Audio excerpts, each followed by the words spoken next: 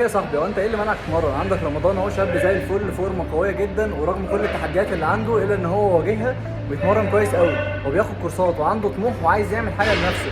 فلو انت شايفني دلوقتي بتسكرول على السوشيال ميديا، ده معناه ان انت عندك وقت فاضي كتير قوي. طور من نفسك، خد كورسات، اقرا كتب، اعمل اي حاجه تفيد نفسك، وانزل اتمرن دلوقتي حالا. اقفل الفيديو وانزل اتمرن عشان انت عندك وقت تستثمره كويس. حاجه ممكن تواجهكم كصعوبه انكم تنزلوا الجيم ان مثلا وقت لا انا مكسل عشان صاحبي عشان ما اعرفش ايه. انا مش عايز اقول لكم انا من اكتر الناس اللي ممكن تواجه صعوبات جامده قوي.